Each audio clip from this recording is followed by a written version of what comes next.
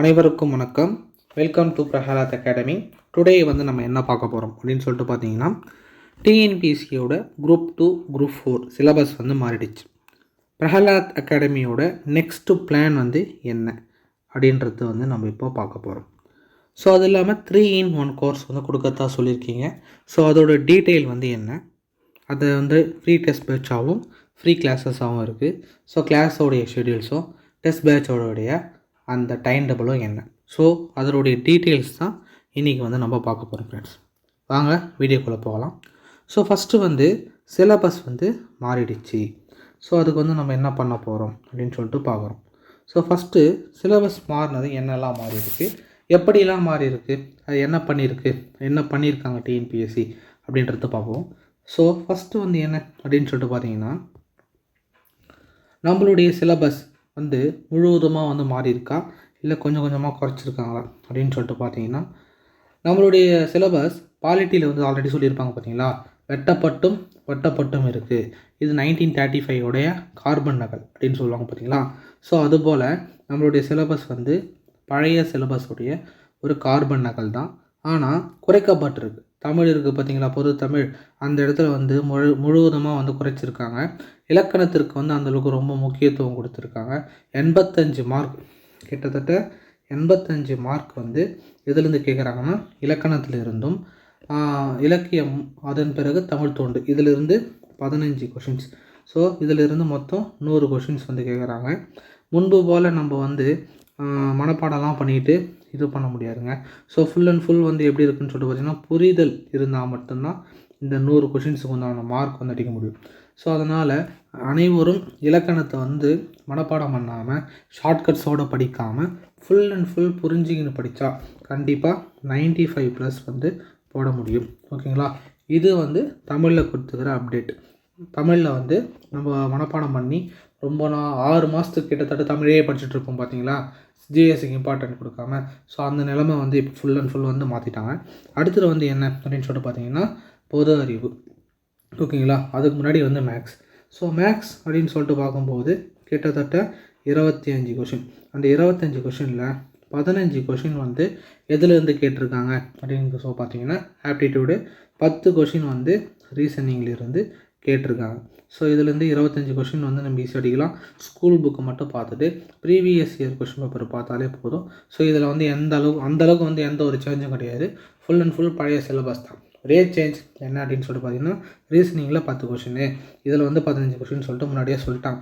So அது மட்டும்தான் இதில் நம்ம பண்ண வேண்டியது. ஸோ அடுத்தது என்ன அப்படின்னு சொல்லிட்டு பார்த்தீங்கன்னா, ஜென்ரல் ஜிகே. ஸோ இந்த ஜிகேயில் எப்படி கேட்டிருக்காங்க அப்படின்னு சொல்லிட்டு பாருங்களேன். ஸோ ஃபஸ்ட்டு ஒவ்வொரு சிலபஸையும் என்ன பண்ணிட்டாங்க, ஒவ்வொரு யூனிட்டையும் இவ்வளோ கொஷின்ஸ் தான் கேட்க போகிறேன் அப்படின்னு சொல்லிட்டாங்க. ஸோ அதன் அடிப்படையில் யூனிட் 1 இது என்னென்னா ஜென்ரல் சயின்ஸ். இந்த ஜென்ரல் சயின்ஸில் மொத்தம் எத்தனை கொஷின்னா 5 கொஷின்ஸ் கேட்குறாங்க. எத்தனை கொஷின்? 5 கொஷின்ஸ் கேட்குறாங்க. இது அதோட ரெண்டாவது யூனிட்டாக பழையசில் என்ன இருந்தது, கரண்ட் அஃபேர் இருந்தது. ஸோ அதை எடுத்துட்டாங்க. எல்லா யூனிட்லேயுமே கரண்ட் அஃபேர்னு சேர்த்துட்டாங்க. எந்தெந்த யூனிட் கரண்ட் அஃபேர் கிடையாது அப்படின்னு சொல்லிட்டு பார்த்தீங்கன்னா, யூனிட் 3க்கும் யூனிட் 8க்கும் கரண்ட் அஃபேர் சேர்க்கலை.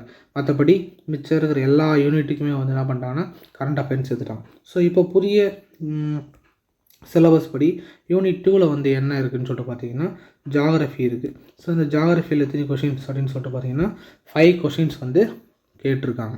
ஓகேங்களா.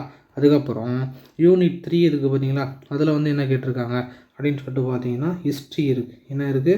ஹிஸ்ட்ரி இருக்குது. அதுக்கப்புறம் ஐஎன்எம் இருக்குது. இந்த இடத்துல தான் டிஎன்பிஎஸ்சி வெட்டப்பட்டு வட்ட போடும் வேலையை செஞ்சுருக்கு. ஸோ ஹிஸ்ட்ரியும் ஐஎன்எம்மையும் என்ன பண்ணிட்டாங்கன்னா ஒன்றா மாற்றிட்டாங்க. அடுத்தது யூனிட் 4. இந்த யூனிட் 4ல் என்ன பண்ணியிருக்குன்னு சொல்லிட்டு பார்த்தீங்கன்னா, பாலிட்டி இருக்குது பார்த்தீங்களா, அந்த பாலிட்டி வச்சுருக்கு. ஸோ இந்த யூனிட் 3ல் மொத்தம் எத்தனை கொஷின்ஸ்ன்னு சொல்லிட்டு பார்த்தீங்கன்னா 10 கொஷின்ஸ் கேட்குறாங்க. அதே மாதிரி பாலிட்டியிலேருந்து 15 கொஷின்ஸ் கேட்குறாங்க. அடுத்தது யூனிட் 5 என்ன அப்படின்னு சொல்லிட்டு பார்த்தீங்கன்னா, எக்கனாமிக்ஸும் அடுத்தது என்ன வச்சுருக்காங்கன்னு சொல்லிட்டு பார்த்தீங்கன்னா, யூனிட் 9 இருந்தது பார்த்தீங்களா, தமிழ்நாட்டின் வளர்ச்சி நிர்வாகம். ஸோ தமிழ்நாட்டுடைய வளர்ச்சி நிர்வாகம், இந்த 2 யூனிட்டை சேர்த்து 20 கொஷின்ஸ் கேட்குறாங்க. யூனிட் 6 என்ன அப்படின்னு சொல்லிட்டு பார்த்தீங்கன்னா, அப்போ இருந்த யூனிட் 8 இப்போது யூனிட் 6 வந்து கேட்டிருக்காங்க. ஸோ அதில் வந்து என்னென்னா தமிழ்நாட்டின் வரலாறு பண்பாடு, அதன் பிறகு மரபு மற்றும் சமூக அரசியல் இயக்கங்கள். ஸோ இதில் மொத்தம் எத்தனை கொஷின் கேட்குறாங்கன்னு சொல்லிட்டு பார்த்தீங்கன்னா 20 கொஷின்ஸ் வந்து கேட்குறாங்க. ஸோ டோட்டலாக எவ்வளோ கொஷின்ஸ் அப்படின்னு சொல்லிட்டு பார்த்தீங்கன்னா 75 கொஷின்ஸ். இது மட்டும் இல்லை, முன்னாடி எழுதுனா பார்த்தீங்களா, அது எல்லாம் சேர்த்து எவ்வளோ கொஷின்ஸ் வந்து கேட்குறாங்கன்னு சொல்லிட்டு பார்த்தீங்கன்னா 75 கொஷின்ஸ் வந்து கேட்குறாங்க. சரிங்க சார், இதுதான் வந்து இப்போதைக்கு நம்மளுடைய சிலபஸில் வந்து ஏற்பட்டிருக்க மாற்றம். ஸோ இப்போதைக்கு இது வந்து பாருங்கள். இப்போ நீங்கள் சொன்னீங்களே நம்மளுடைய 3-in-1 கோர்ஸ்னால் என்ன, ஸோ நம்ம வந்து நம்மளுடைய நெக்ஸ்ட் பிளான் வந்து எப்படி இருக்க போகுது, ஸோ இதுதான் நம்ம பார்த்துட்டு இருந்தோம். ஸோ அதை வந்து பாருங்கள், சிலபஸ் மாறிடுச்சு. அது இல்லாமல் ஜூன் மாதம் வந்து நம்மளுக்கு என்ன இருக்குது அப்படின்னு சொல்லிட்டு பார்த்தீங்கன்னா குரூப் 1 எக்ஸாம் வந்து இருக்குது. என்ன எக்ஸாம் இருக்குது? குரூப் 1 எக்ஸாம் வந்து இருக்குது. அதன் பிறகு ஜூலை மாதம் வந்து என்ன இருக்குது அப்படின்னு சொல்லிட்டு பார்த்தீங்கன்னா குரூப் 4 எக்ஸாம் வந்து இருக்குது. அது மட்டும் இல்லாமல் ஏப்ரலில் கண்டிப்பாக வந்து எஸ்ஐ எக்ஸாம் வந்து இருக்குது. ஸோ இந்த 3 எக்ஸாமுக்கு சேர்த்து 3-in-1 கோர்ஸாக நம்மளோட பிரஹலாத் அகாடமியில் வந்து கொடுக்க போகிறோம். ஓகேங்களா? ஸோ இதுக்கு எத்தனை கிளாஸஸ் இருக்குது, ஸோ அதெல்லாம் வந்து இப்போ நம்ம பார்க்க போகிறோம். ஓகேங்களா? நெக்ஸ்ட் பிளான் வந்து என்ன அப்படின்னு சொல்லிட்டு பார்த்தீங்கன்னா இந்த 3த்துக்கு சேர்த்து ஒரே கோர்ஸாக வந்து கொடுக்க போகிறோம். இதுதான் வந்து பிளான். அது வந்து எப்படி கொடுக்க போகிறோம் அந்த டீட்டெயில் வந்து இப்போ நம்ம பார்ப்போம். ஃபஸ்ட்டு பாருங்கள், ஃபஸ்ட்டு வந்து குரூப் 1 எக்ஸாம் எடுத்துங்க. ஸோ நம்ம டோட்டலாக எவ்வளோ கிளாஸஸ் வந்து கொடுக்க போகிறோம் அப்படின்னு சொல்லிட்டு பார்த்தீங்கன்னா 175 கிளாஸஸ் வந்து கொடுக்க போகிறோம். எவ்வளோ? 175 கிளாஸஸ் கொடுக்க போகிறோமா? ஸோ இதில் மொத்தம் 3 பீரியடு இருக்குதுன்னு சொல்லிட்டு சொன்னோன்னா, ஸோ அதை பாருங்கள், 3 பீரியடு வந்து பிரிச்சுப்போம். எத்தனை பகுதின்னு சொல்லிட்டு பார்த்தீங்கன்னா 3 பகுதி இருக்குது.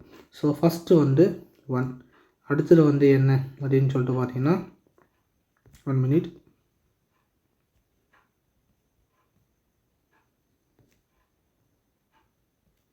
அடுத்தது வந்து என்னன்னு சொல்லிட்டு பார்த்தீங்கன்னா 4, அடுத்தது வந்து எஸ்ஐ இருக்குது.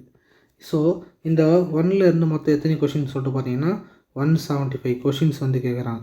ஸோ அது எத்தனை கிளாஸில் நம்ம அட்டன் பண்ண போகிறோம்? 175 கிளாஸஸில் 175 கொஷின்ஸுக்கு உண்டான இது மொத்தத்தையும் டெப்த்தாக வந்து இந்த குரூப் 1 லெவலுக்கு வந்து நடத்திருக்கோம். அடுத்தது வந்து குரூப் 4 கிளாஸஸ். இந்த குரூப் 4 கிளாஸஸ்க்கு எத்தனை கிளாஸஸ் சொன்னேன்? அதே 175 கிளாஸஸ் தான். பட் இதில் 75 கொஷின்ஸ் வந்து நம்மளால் வந்து இதில் அட்டன் பண்ண முடியும். எல்லாமே வந்து இதில் இன்க்ளூட் ஆகிடும். அதுக்கப்புறம் எஸ்ஐ எக்ஸாமில் மொத்தம் 140 கொஷின்ஸ், 140 மார்க் வரும். ஸோ 140 இருக்குங்க, அதில் 40 கொஷின்ஸ் வந்து இதுக்கு போயிடும். ஸோ நீங்கள் எப்படி பார்த்தாலும் இதில் வந்து ஒரு 80 கொஷின்ஸ் இருக்குது பார்த்தீங்களா? 80 கொஷின்ஸில் ஒரு 5 கொஷின் வந்து மைனஸ் பண்ணிங்க. ஏன்னா வந்து அது வந்து ஸ்டாட்டிக் ஜிகே வந்து கேட்பாங்க. ஸோ 175 கிளாஸில் எவ்வளோ? 175 கிளாஸில் கண்டிப்பாக 80 கொஷினில் வந்து அட்டன் பண்ண முடியும்.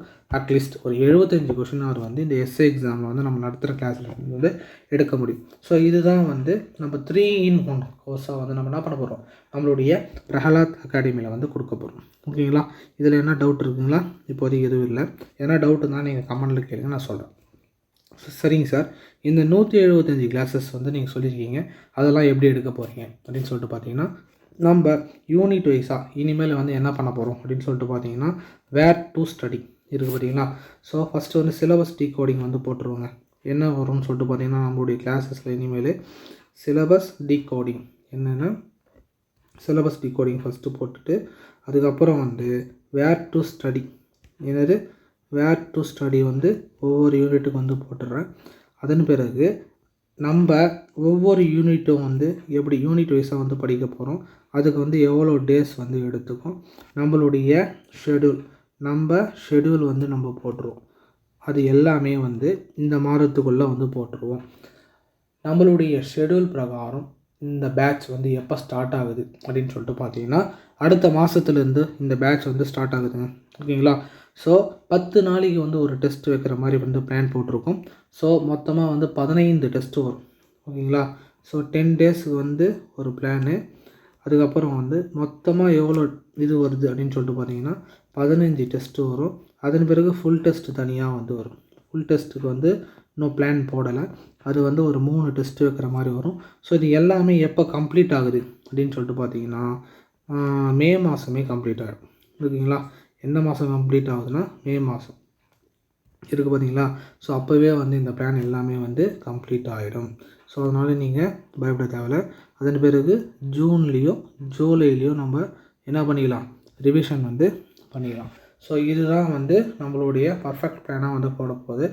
அடுத்த வீடியோ வந்து உங்களுக்கு என்ன வரும்னு சொல்லிட்டு பார்த்தீங்கன்னா, நம்மளுடைய சிலபஸ் டீகோடிங். சிலபஸில் என்ன சிலபஸ் நீங்கள் என்னென்னலாம் படிக்கணும், எங்கேருந்து படிக்கணும், எப்படி படிக்கணும், எப்படி ஸ்மார்ட்டாக படிக்கணும், சிலபஸ் வைஸாக படிக்கிறதுனால தான், புக் வைஸாக படிக்கிறதுனால தான் எல்லாமே அடுத்த வீடியோலையும். அதன் பிறகு வந்து ஒவ்வொரு யூனிட்டுக்கு வந்து வேர் டு ஸ்டடியோ, அந்த வேர் டு ஸ்டடி வந்து எங்கே இருக்குதுன்னு சொல்லிட்டு எக்ஸ்ட்ரா வந்து நீங்கள் எங்கெல்லாம் போய் படிக்கணும் அப்படின்றதுக்காகும். ஏன்னா நம்ம குரூப் ஒன்றும் சேர்த்து படிக்க போகிறோம்ல. ஸோ அந்த குரூப் ஒன்றுக்காக ப்ரிலிம்ஸுக்கு வந்து எக்ஸ்ட்ரானும் நீங்கள் என்னென்னலாம் படிக்கணும் அப்படின்ற விஷயத்தையும் எல்லாமே வந்து டீட்டெயில்ஸாக அடுத்தடுத்த வீடியோவில் வந்து உங்களுக்கு வரும். ஓகேங்களா. இந்த வீடியோ உங்களுக்கு பிடிச்சிருந்ததுன்னா லைக் பண்ணுங்கள், ஷேர் பண்ணுங்கள், சப்ஸ்கிரைப் பண்ணுங்கள். Thank you all.